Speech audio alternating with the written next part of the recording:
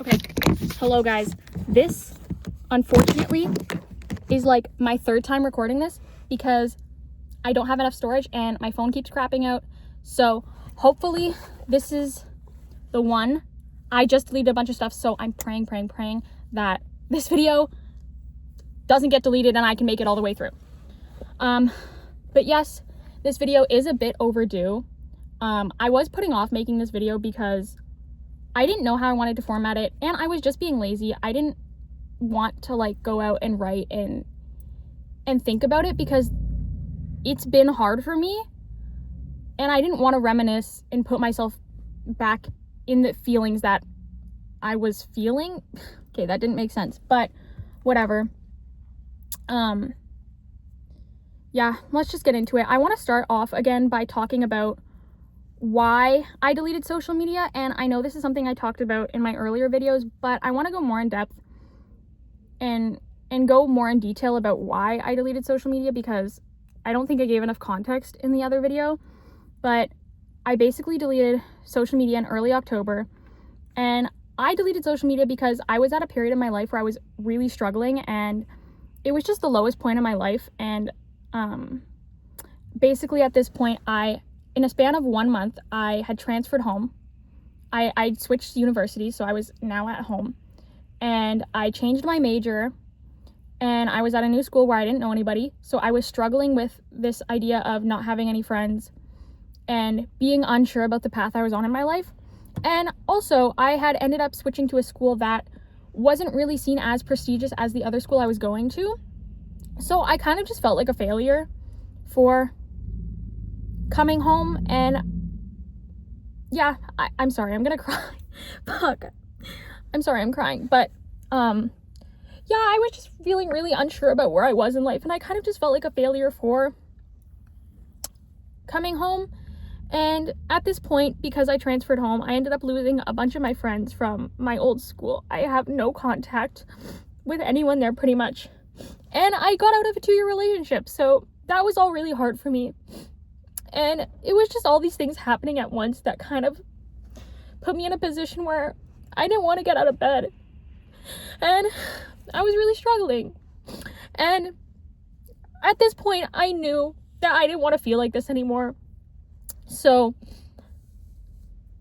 I started watching other people talk about why they got rid of social media, because I knew social media was making me feel worse, because I was going on and just comparing myself to other people on the apps, and like people from my high school, people that I knew that were living like happy lives and just basically living the lives that I wish I had.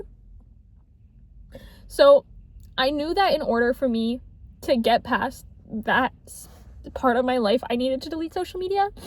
And I ended up watching one video in particular that kind of made me just pull the trigger. And I'll put it in the description. His name is Timothy. That's his channel name. And he was talking about living a fulfilling life. And it wasn't specifically about social media, but there was a lot of ties to it.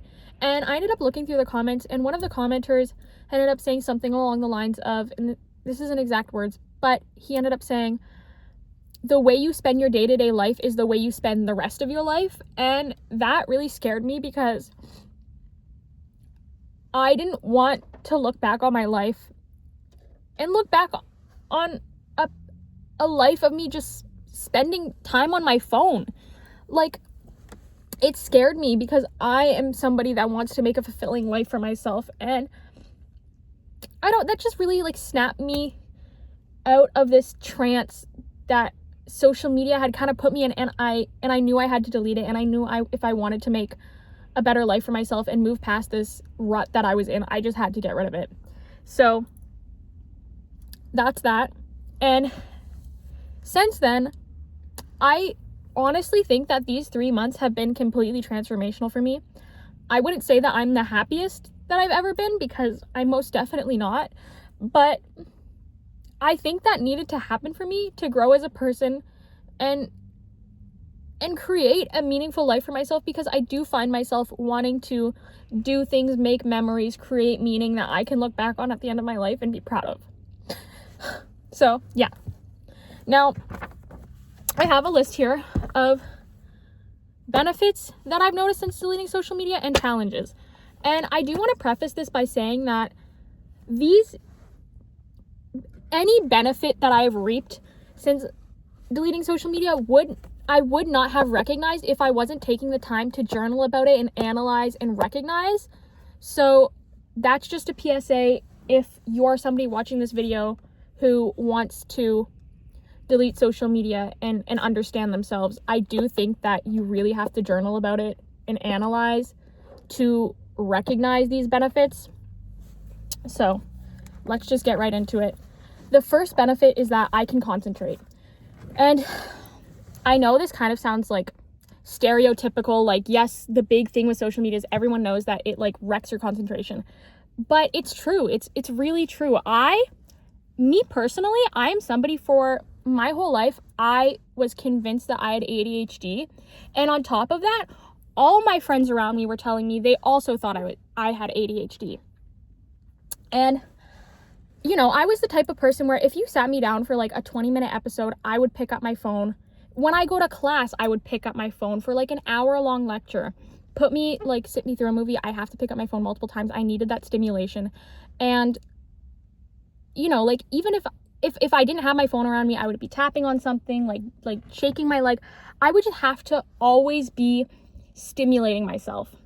And now that I've noticed, when I don't have a phone, I can actually concentrate.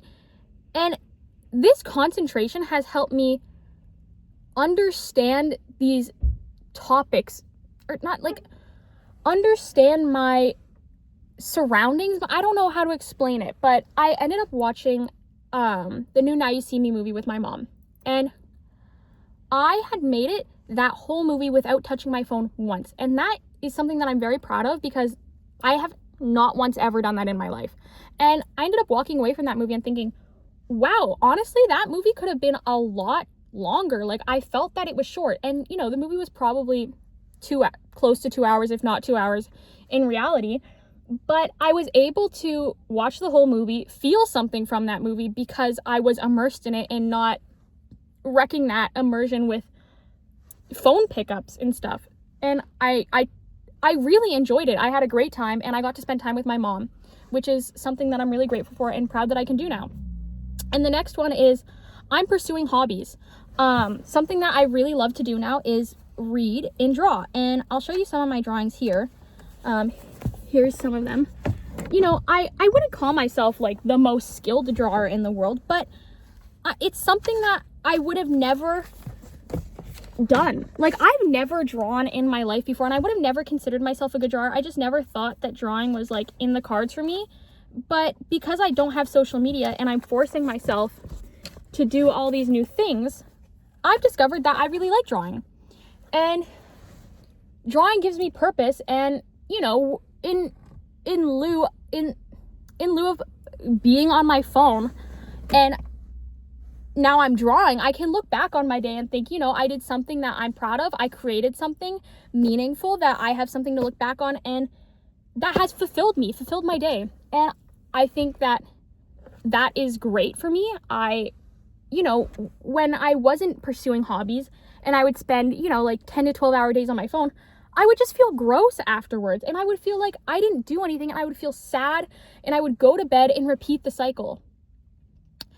Which sucks, which actually is so sad, and it's so heartbreaking that this is the life of majority of people.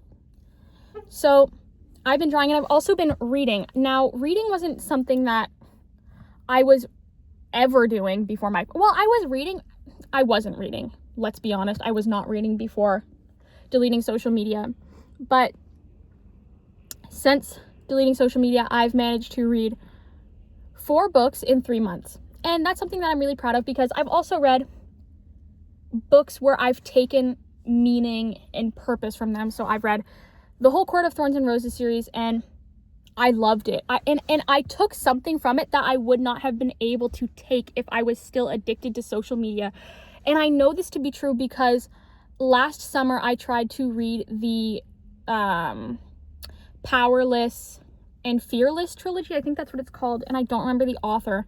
But I remember liking the book, fair enough, but every chapter, every couple pages, I would pick up my phone and lose the plot and lose meaning and not take anything from it because I was so addicted to my phone, and I was spending that time picking up my phone and stimulating myself instead of doing something that strengthens my mind, is a true hobby that I can take, and something that I could have enjoyed. I ruined it for myself. So I was able to read the whole Court of Thorns and Roses series and fully immerse myself in that world and understand the plots, the tropes, everything that's going on, because I wasn't addicted to my phone. I wasn't picking up my phone. I wasn't ruining that experience for myself. And I'm really glad I did it. And I've been reading other books. And because of this also, I think that I'm critically thinking more about what I'm reading. And I've just started the Fourth Wing series, and I can say that I don't really like it. And I know that might be controversial, but I've been comparing it to the Court of Thorns and Roses series. And I just find that the writing style is not something that I enjoy so much. I don't think that I really like the plot, the characters. But also, this is something that I've been contemplating on, and I think that if I still had my phone, I would not be able to make those distinctions between the two books, because I was not critically thinking about these books that I was reading, if I even was reading, and immersing myself in those worlds. So yes, reading and drawing are two hobbies that I'm really glad that I've picked up, and I'm really proud of myself because I can look back on my day, and instead of thinking about the whole day that I spent on my phone, I am able to contemplate on my day and recognize that I've done something that I'm proud of and that has created meaning for my life. So the next thing is I'm spending more time with my parents. And when I was making this list and thinking about this is actually something that broke my heart, because just thinking about how addicted I was to my phone and how much that stole from my life. And, my weekends before deleting social media were usually spent in bed scrolling on my phone if I wasn't hanging out with my friends. And now that I don't have that stimulation, I don't have that easy access to pick up my phone on my bedside table, scroll when there's nothing to do, I'm forced to find other things to do. And one of these things is hanging out with my parents. And it's really, really sad that this wasn't something that I was doing to the fullest extent before. And I recently, actually 2 days ago, I went to work with my dad. The last time I went to work with my dad, I was probably 10 years old, which is really sad, because all this time that I could have spent bonding with my parents and building those relationships, I was on my phone. I was scrolling on TikTok, scrolling on Instagram, on Snapchat, which is heartbreaking that I'm ruining these relationships because of my phone. My phone is ruining these relationships with the people that I'm supposed to love most. And when I went to work with my dad, I had a great time. This is a job that I hadn't seen before, because from the time that I was 10 to now I'm 20, my dad switched jobs. And I think he probably switched jobs about 5 years ago. And I never got to experience that. I never took the time to understand this new part of his life. And I'm glad I did, because we both had a lot of fun and it was a meaningful experience. And I got to spend it with my dad. So, yeah. And the next thing is feeling less embarrassed and self-conscious. So this is another thing that I'm relating back to my dad. A couple weeks ago, he ended up having a work party, and they went to this adult arcade. They were playing laser tag and bumper cars, and my dad had asked me to drop him off and pick him up anyway. So I dropped him off, and then I ended up going to a mall nearby, and he actually texted me and said, some people couldn't show up, so if you want to come and play with us, you're more than welcome. So I ended up going, and I remember walking in there and feeling a bit embarrassed about, spending my Friday evening with a bunch of 50-year-old grown people. And I know that if I was still in the height of my addiction, I wouldn't have done it, because I would have felt too embarrassed. I would have been comparing myself to others and thinking, people my age are going to the club on Friday nights. They're doing this. They're hanging out with their friends. And I'm spending time with my dad, which is not embarrassing at all. It's not embarrassing at all, but because I was so deep into this addiction, my brain had rewired itself to think that spending quality time with my dad and spending time with an older demographic is something to be ashamed of, because it's against the social norm of people my age. And I went and I had so much fun. I had talked to a group of people that I wouldn't have gotten to talk to. I had fun. I haven't played laser tag in years, and I'm so glad I did it. And I got to spend time with my dad that I normally wouldn't have got to spend anyways, which is, once again, really, really sad. But I'm glad that I'm reclaiming this for myself, and I'm glad that I'm creating a life that now has meaning. And this next thing is the biggest change I've noticed, is that I feel less anxious. Now, anxiety has never been something that I've shared with the people around me. It's something that I've kept very hidden, but it is something that I've struggled with my whole life. I was the most anxious person I knew, and I noticed this because recently, and I'd say about 2 weeks ago, I went to a restaurant with my mom, and I'd actually been to this restaurant with her before 2 years ago.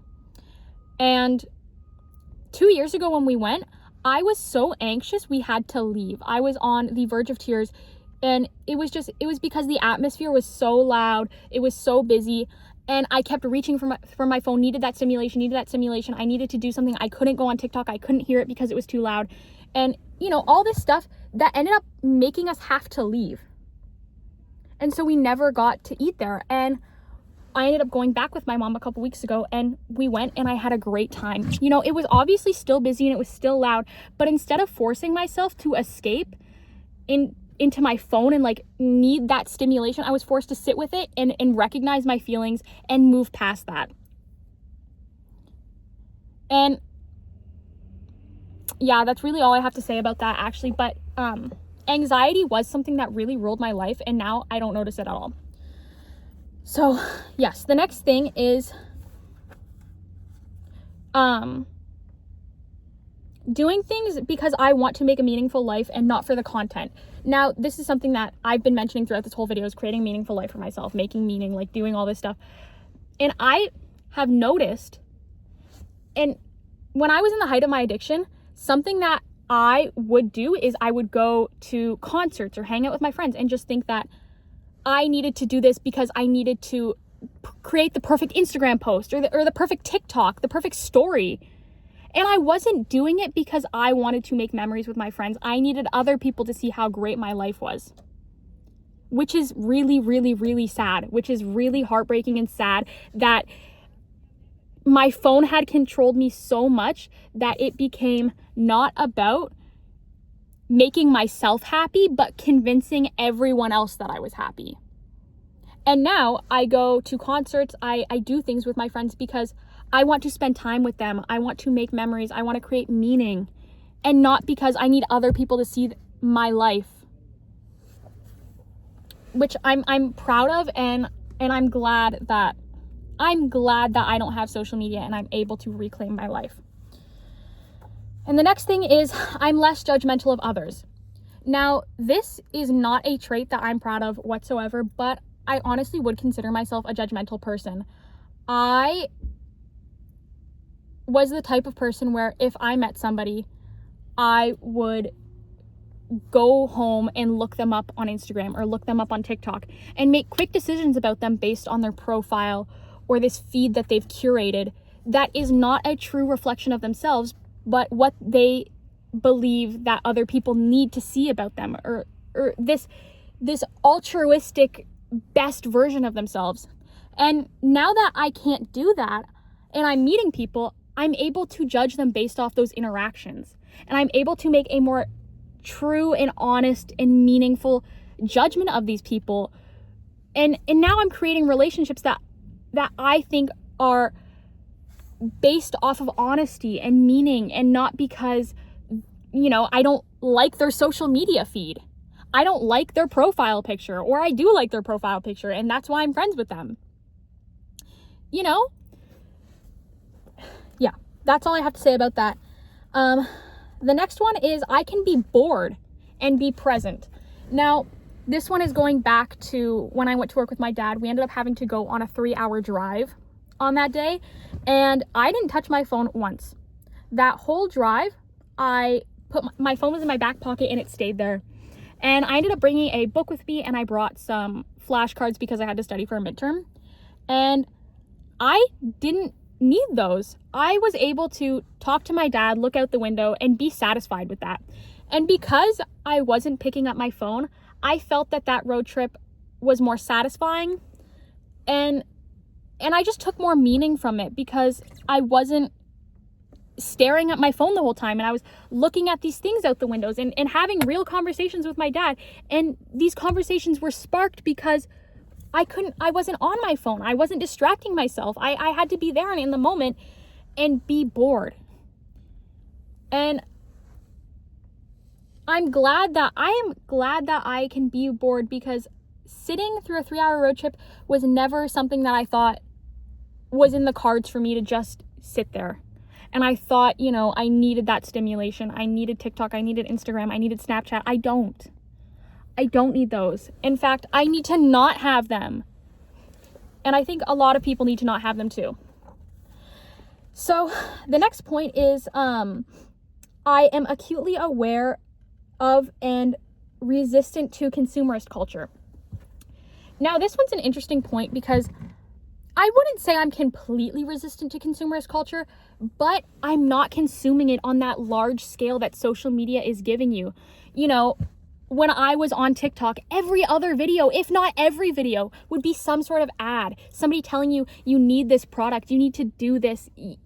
And people are, in mass sums of people are purchasing these products just because social media is telling you to, because you need this product in your life. Your life is going to be better if you buy this sweater, if you buy this makeup product.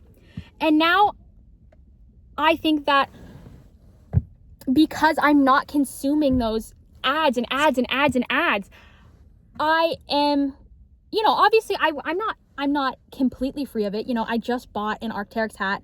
Why? Because it's true. I bought it because it's trendy, and I bought it because I see other people having it.